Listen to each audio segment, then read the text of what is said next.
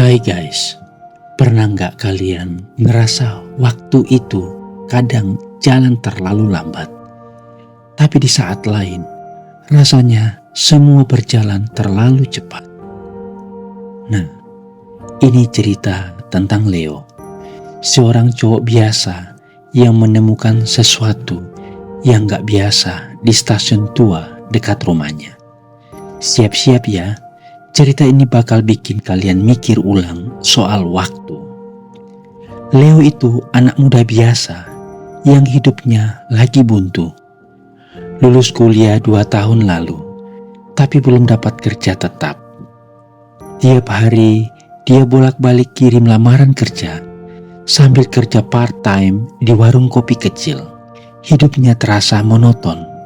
Pulang kerja, dia selalu lewat stasiun tua yang udah nggak dipakai lagi. Stasiun itu kelihatan angker, tapi buat Leo itu cuma bangunan tua yang penuh kenangan. Karena dulu dia sering ke sana sama almarhum kakeknya. Suatu malam, pas Leo pulang kerja, dia penasaran dan mampir ke stasiun tua itu. Lampunya remang-remang dan suasananya agak menakutkan. Tapi Leo merasa ada sesuatu yang memanggil dia. Di suatu bangku tua, dia nemu jam saku antik dengan ukiran di bagian belakang. Leo penasaran banget. Jam itu gak berdetik, tapi terasa seperti hidup.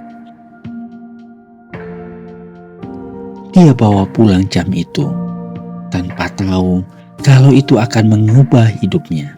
Keesokan harinya, pas Leo terlambat bangun untuk interview kerja, dia coba pakai jam itu sebagai pengingat waktu. Tapi waktu dia putar jarum jamnya, tiba-tiba dia merasa seperti ditarik ke suatu tempat. Guys, ini bukan mimpi. Leo beneran ada di masa lalu. Dia berada di stasiun tua itu, tapi kondisinya jauh lebih hidup.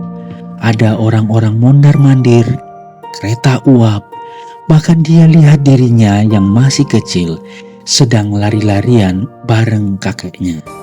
Leo shock, tapi dia sadar jam itu bisa membawanya kembali ke masa lalu. Leo mulai sering pakai jam itu buat melarikan diri dari kehidupannya yang monoton.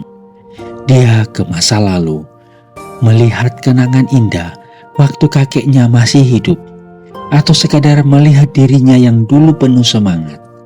Tapi lama-lama dia sadar ada pola aneh.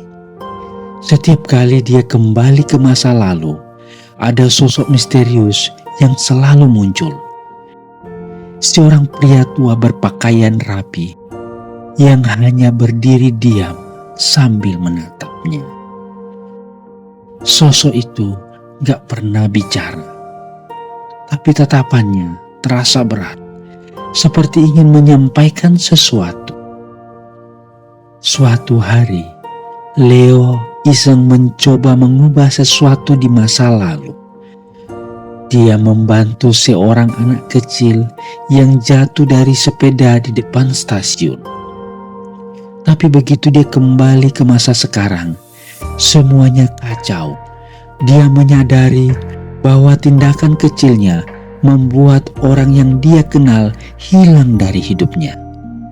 Teman baiknya, Freddy, yang biasanya suka nongkrong bareng di warung kopi, tiba-tiba gak pernah ada lagi. Leo panik.